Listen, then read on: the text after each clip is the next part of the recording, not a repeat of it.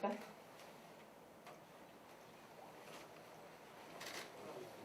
네. 당연히 대전에 있어야 된다고 저는 생각합니다. 사실 지금 항공우주 산업이 아주 미래 전망이 밝지 않습니까? 그런데 문제는 우리나라가 한미 미사일 협정에 묶여서 그동안 우리가 실력에 비해서는 개발에 많은 장애들이 있었습니다. 뭐 예를 들자면 이번에 누리호 발사를 했지 않습니까? 그때 썼던 그 엔진들이 70톤 추력을 가진 엔진 4개를 묶어서 발사를 했습니다. 근데 한번 비교를 해볼게요. 지금 미국의 민간 기업인 스페이스X에서 펠콘이라는 우주선이 있거든요. 거기에 멀린 엔진을 사용합니다. 이 둘을 한번 비교해보면 우리나라 누리호에서 이번에 만든 엔진은 하나에 60억입니다. 미국의 멀린 엔진은 3억입니다. 20분의 1 가격으로 미국에서는 이미 만들고 있는 겁니다. 그 다음에 무게도 그 내부에 연료를 빼고 나면 우리 누리호 쪽 엔진은 1톤쯤 됩니다. 근데 멀린 엔진은 500kg 밖에 안 돼요. 그런데 추력은 우리나라는 70톤이지만 그쪽은 100톤입니다. 제가 이렇게 구체적으로 말씀드리는 이유가 환상을 가지면 안 됩니다. 우리가 격차가 너무 벌어져 있습니다. 그런데 저는 우리나라 기술력이라면 굉장히 빨리 따라잡을 수 있다는 생각을 하게 됐습니다. 뭐 국가 기밀에 해당돼서 제가 말씀은 못 드리지만 저 ADD에 가서 여러 가지 진행되고 있는 연구들을 보면서 저는 희망의 싹을 찾았습니다. 그래서 반드시 저는 ADD와 여기 항공우주연구원들 그리고 또 이 연구를 하는 단지를 중심으로 해서 저는 거기에 이 행정도 맡고 있는 것이 시너지가 날 수 있다. 그런 관점에서 말씀드립니다. 시중에 도는 이야기 중에 사실 저도 인터넷을 통해서 인터넷 라이브 방송을 하면서 한 분께 들은 이야기가 안일화라는 이야기를 들었습니다. 안철수로 이렇게 되면 정권 교체가 확실해진다, 뭐 그런 뜻이라고 생각하는데요.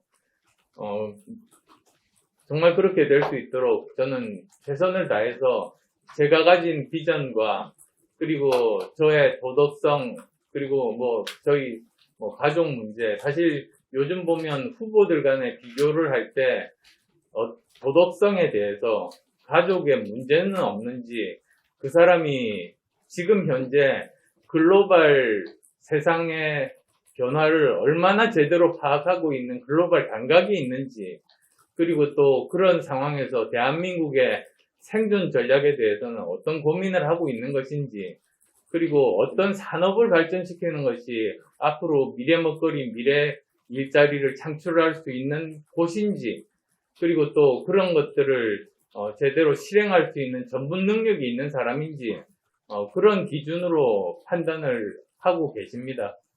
그래서 거기에 부합하는 사람이 되기 위해서 최선 다하고 있다는 말씀드립니다. 지금 우리는 대한민국 대선에서 사상 초유의 사태를 보고 있는 겁니다. 대선 50일도 남지 않았는데 거대 양당의 두 후보 지지율이 40%를 넘어가지 않습니다. 일부 40% 넘는 조사들은 사실은 그렇게 신빙성이 없는 것이요. 아시지 않습니까? 하나는 자동응답 ARS 조사가 있고 하나는 면접원 여론조사가 있습니다. 그런데 ARS 여론조사는 주로 양당의 아주 적극적인 지지층들이 대부분 전화를 받습니다. 그리고 또 심지어는 훈련이 돼가지고 60세 어르신이 20대 여성이라고 그렇게 표기를 하기도 합니다. 그러면서 왜곡의 가능성이 많은 것이죠. 사람이 받지를 않으니까. 그런데 면접원 여론조사의 경우에는 중도층 민심이 많이 반영이 돼서 투표율이 높은 그런 그 선거 결과와 거의 유사하게 나옵니다. 대선은 가장 투표율이 높기 때문에 지금 우리가 주의 깊게 봐야 될 것은 ARS가 아니라 저는 면접은 여론조사다 그런 생각을 하고 있거든요. 근데 거기를 보면 제가 설명이 좀 길었습니다만 두 분 다 35% 정도에서 움직이지를 않고 있습니다. 저는 지금 계속 이렇게 상승하는 추세인데 그게 아마도 국민들께서 이렇게 생각하시는 것 같습니다. 총선은 세력을 선택하는 겁니다. 그런데 대선은 인물을 선택하는 겁니다. 그리고 양당의 아주 적극적인 지지층들은 처음부터 마음을 정해서 어느 정도 지지율이 확보가 되지만 중도 민심은 어느 당이 승리하는 것보다도 더 중요한 것은 더 좋은 대한민국을 만들 사람이 누구인가 그렇게 판단을 하는 겁니다. 누가 더 도덕성에서 문제가 없는지, 누가 가족 문제가 없는지, 또 누가 제대로 된 전문성을 가지고 있고 비전을 가지고 있는 것인지 그렇게 판단을 하는 경향들이 있습니다.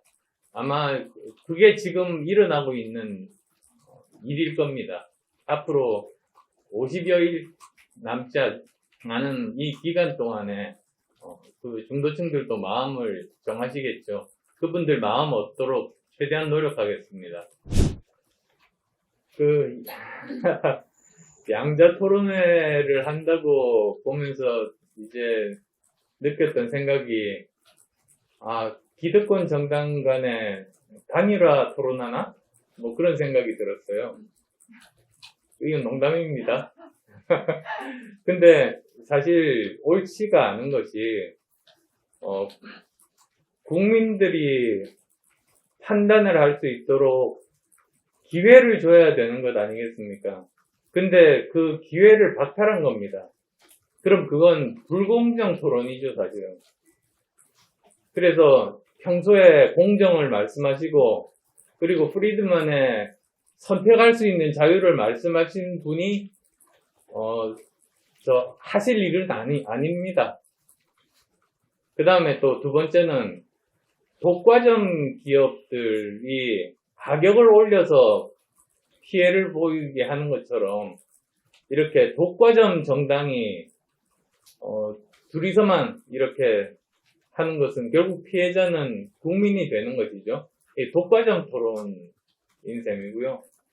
혐오감 1위 후보하고 혐오감 2위 후보가 토론을 한다니까 이거는 혐오 토론이 되는 겁니다. 그래서 이런 이유들 때문에 저는 그건 바람직하지 않고 옳지도 않고 한다면은 오히려 그 정확하게 선관위 기준에 따른 지금 거기에 따르면 4명 후보가 토론할 수 있게 되어 있습니다. 그렇게 하는 것이 정당한 것이죠. 그렇지 않고 그냥 정치로 두 사람만 밀어붙여서 마치 지금 대선을 양자구도 두 사람 중에 한 사람의 선택처럼 이렇게 몰고 가려고 하는 것은 국민을 기만하는 행위입니다.